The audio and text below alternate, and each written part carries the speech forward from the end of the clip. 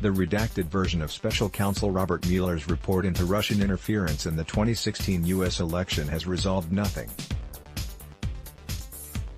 Both sides in a deeply divided country have found vindication in its pages, and neither will budge an inch. U.S. President Donald Trump hotly denies collusion with Russia, but that is not a legal term, and therefore was not a subject of Mr. Mueller's investigations. Instead, Mr. Mueller investigated whether the Trump campaign illegally conspired with Russians, or the president subsequently obstructed justice, or both. He documented an extraordinary pattern of interactions between Trump campaign operatives and a dizzying array of Russians, while Moscow meddled and WikiLeaks published Hillary Clinton campaign emails, apparently illegally led by Russia, all to help elect Mr. Trump. Mr. Trump publicly urged both Russia and WikiLeaks to unpublicize such documents, going so far as to say during a press conference in July 2016, "Russia, if you're listening, I hope you're able to find the 30,000 emails that are missing. I think you will probably be rewarded mightily by our press." Within 5 hours, Russian intelligence launched their first attack on Mrs. Clinton's accounts. Although WikiLeaks dealt directly with both the Trump campaign and the Kremlin, Mr. Mueller could not complete the triangle by substantiating an illegal Trump-Russia conspiracy. The president and his supporters claim this adds up to no collusion and total exoneration, although they seem more enraged and concerned than ever.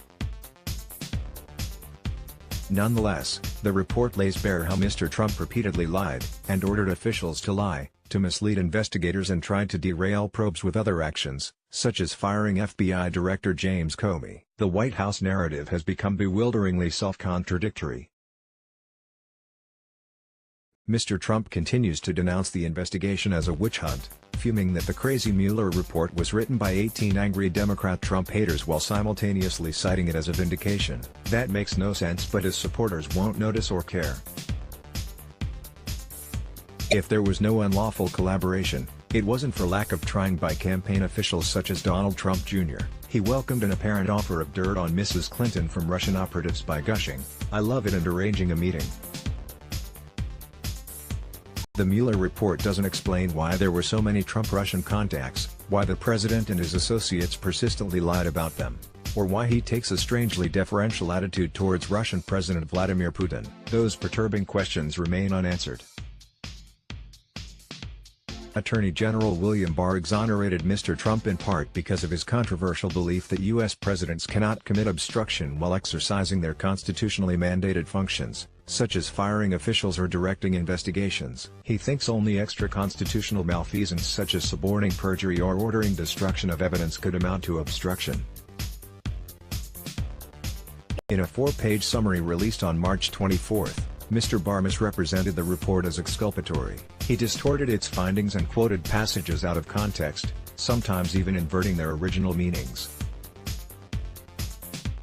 The Mueller report has served a purpose. It provides a roadmap for an obstruction indictment that created a widespread false perception of exonerating the president, especially among Trump supporters, in spite of the actual findings of the report, which did no such thing. Because the Justice Department holds that a sitting president cannot be criminally indicted but only impeached by Congress, the Mueller probe deliberately avoided an approach that could potentially result in a judgment that the president committed crimes.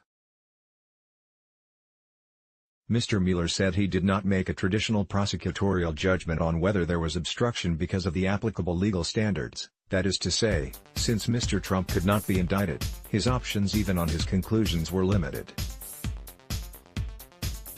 An accusation also would have required a face-to-face interview with the president to ascertain his state of mind, which Mr. Trump repeatedly refused, instead offering only written answers to Mr. Mueller's questions.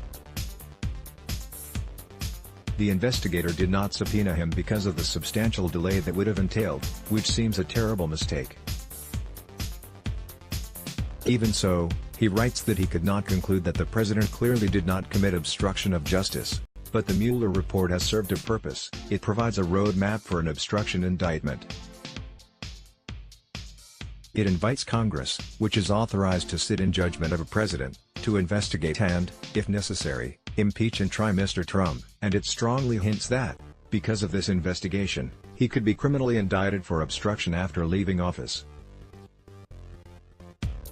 Further, it paints an appalling portrait of a White House operating with few legal and moral compunctions, and of the president saved only by his own non-compliant staff from committing plainly impeachable acts, such as when then White House counsel Don McGahn rebuffed his order to fire Mr. Mueller and later refused to lie about it. Mr. Trump's supporters might chant no collusion, no obstruction. But henceforth, no one can claim they had no idea how unethical this administration is. Democrats in Congress will continue to investigate, but it has long been clear that the only trial Mr. Trump will face is at the polls in 2020, not in the Senate before that. He has the passionate support of about 30% of the electorate, a strong economy, no major wars and the huge advantage of incumbency. There's a decent chance he could win, but, given what is now incontrovertibly on the record, he certainly shouldn't. Because of his operating framework, Mr. Mueller couldn't and wouldn't label the sitting president a criminal, so he neither accused nor exonerated Mr. Trump of obstruction, yet his report is a damning indictment.